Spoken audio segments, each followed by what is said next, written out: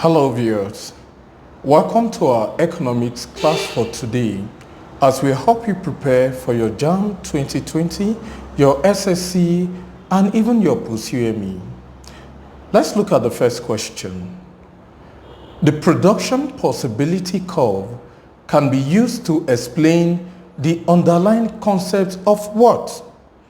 Now, I want you to know that application of production possibility curve shows that in order to procure more of one good, less of the other must be produced. So our right answer has to be opportunity cost and choice. All right, here we go. Okay, now let's take the next question. Question number 2.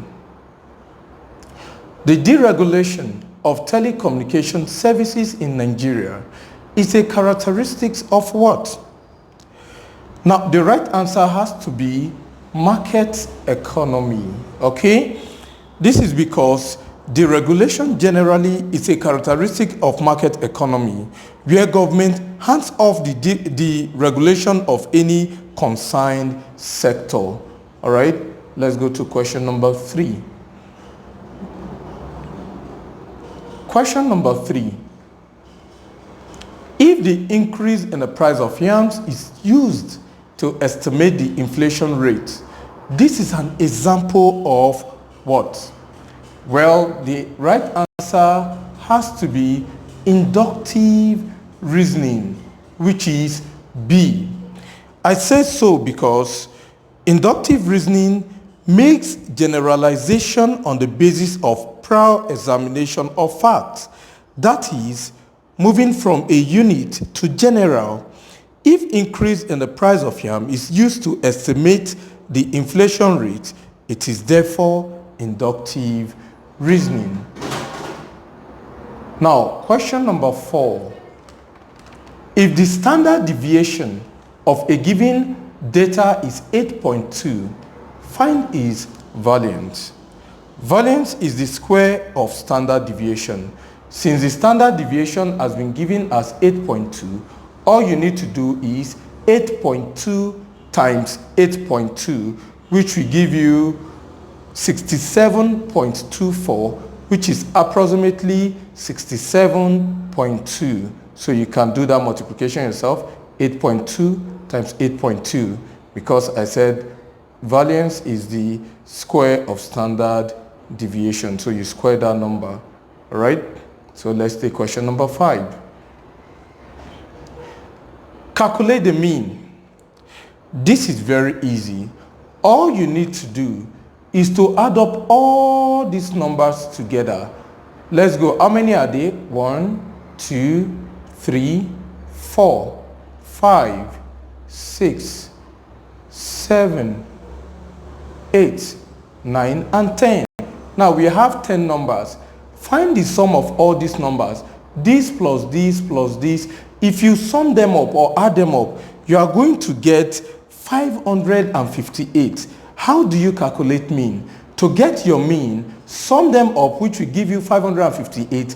Divide by how many are they? Since you have 10 numbers here, you divide 558 by 10, which will give you 55.8 as your answer, which is option C.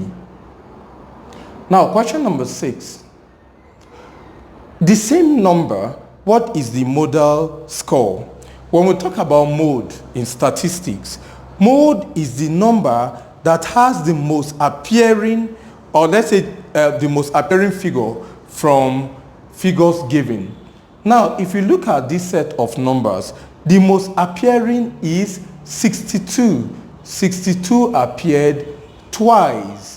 Other numbers appeared just once. So our modal score would be 62. Question number 7. A major determinant of the demand for a luxury good is what? Now, the right answer has to be the price of the goods. The determinant of the demand for a luxury good is its price. I will say so because consumers demand for luxury goods in order to show off. It's not as if it's really something that they need. All right? So luxury goods are not demanded because of their necessity, but because of prestige. All right? That's why the right answer has to be the price of the good. All right? So question number 8. If 100 units and 120 units of commodity X are supplied at 80 naira at different times, it means that there is what? Well, the right answer has to be a change in supply, which is option C. Reason being that at a constant price, a change in supply can be attributed to other factors of supply other than price. This is what is referred to as a change in supply. So let's take question 9. Now, question 9. If income rises from 2,000 to 4,000 and quantity demanded increases from 80 units to 120 units, find the income elasticity of demand. Well, this involves some calculations. Now, income elasticity of demand is the ratio of percentage change in quantity demanded to percentage change in income to the consumer. Well, I'm going to show you what to do, all right? But if you solve this, your right answer has to be 0.5. But now I'm going to make you view the explanation so that you understand what I'm doing. All right, the first thing we need to do is to find percentage change in quantity, all right, which will have 120 minus 80 divided by 80 times 100. That will give us 50%. Then we'll find percentage change in income, which is 4,000 minus 2,000, which will give us 2,000 times 100. That will give us 100%. Now, to get the income elasticity of demand, we do 50% divided by 100%, which will give us 1/2 or 0.5 as our answer. Okay? So let's take question number 10.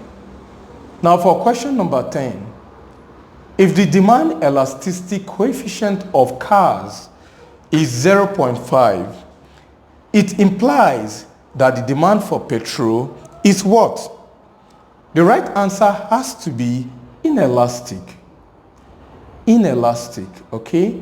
Now, the answer has to be inelastic because if the demand elasticity of a car is 0.5, it implies that the demand for petrol will be inelastic since the two are complementary in demand. If more cars are demanded, it means more petrol will also be demanded. So that is why we have inelastic as our answer. Now, question number 11. As long as marginal utility is positive, total utility must be increasing.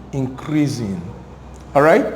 Now, the reason why I said total utility must be increasing is because total utility continues to increase until marginal utility falls to 0, where total utility starts to fall. That is why the answer has to be increasing. Okay? Now, question number 12. Diminishing marginal utility implies that what? Well, the answer has to be marginal utility decreases as consumption increases. So marginal utility decreases as consumption increases. Okay, so the right answer has to be D. Okay, you just practice them. Now, question number 13.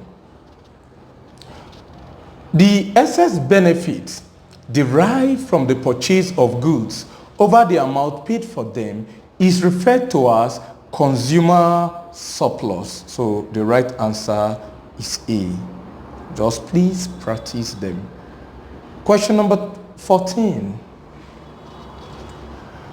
An upward movement along the same supply curve results in an increase in quantity supplied. So the right answer is A. All right, question 15. Now question 15. Determine the equilibrium quantity. Determine the equilibrium quantity. Now, if you solve this question, you are going to likely get 16.8 as your answer. Now, the question, how do you go about this question? Now, I want you to understand that equilibrium quantity is a quantity at which market demand is equal to market supply. Okay, market demand is equal to market supply. Now, to get the equilibrium quantity, we just have to equate the two equations given. So we do 20 minus 4p will be equals to 6p plus 12. Remember, QD is equals to 20 minus 4p, yes, while QX is equals to 6p plus 12. Let this be equals to this. Collect your like terms, move 12 over here. As this plus 12 crosses this equals to sign, it changes to minus 12. And as this minus 4p crosses over to me 6p, the minus 4p changes to plus 4p. That will give you 20 minus 12 is 8. 6p plus 4p will give you 10p. To get p, divide both sides by 10. You have 8 over 10, which will give you 0.8 divided by 10, 0.8 as equilibrium price. Now that we know what the equilibrium price is, we need to substitute equilibrium price in any of the equation. Okay, either the first or the second. So let's say if QD is equals to 20 minus 4p, replace this p you are seeing with the equilibrium price, which is 0.8. So 20 minus 4 times 0.8 will give you 3.2. 20 minus 3.2 will give you an answer which is 16.8 as the equilibrium quantity. All right, so let's take question number 16. Now, question number 16. If price is increased to 3 naira, how much is the excess supply? Now, if price is increased to 3 naira, okay, I want you to know that this QD, which is equals to 4p, this p that you can see from here, since price has been increased to 3 naira, replace the p by 3. So you now have 4 times 3, which will give you 12. 20 minus 12 will give you 8 units. Okay? So that is not our answer. Write down the 8 units and then come over to the side. Replace this P2 by 3. Then you have 6 times 3 will give you 18. 18 plus 12 will give you 30 units. Now to get our excess supply will be QX, which is 30, okay, minus QD, which is 8 units. Everything will give you 22 as our answer. All right? So that is our answer for question number 16. Now for question number 17. For question number 17, one of the factors affecting the supply of manufactured goods is what? One of the factors affecting the supply of manufactured goods is what? Now the right answer is technology, okay? Now the reason why I said the answer is technology is that the more technology advancement applied to production, the higher the production will be, okay? So let's go to question number 18. Okay, individual markets differ from each other according to what? All right, the right answer has to be the degree of competition. All right, the degree of competition. Why do I say so? All right, now the degree of competition differentiates one market from another. We have perfect competition, where there is a lot of competition among sellers, and imperfect competition where we have monopoly, oligopoly, monopolistic competition, etc. So that's our answer. Now for question number 19. Question number 19. In the diagram below, there is an excess what? Now there is an excess supply of 20 units. Yes, excess supply of 20 units. Now, yes, that's the right answer.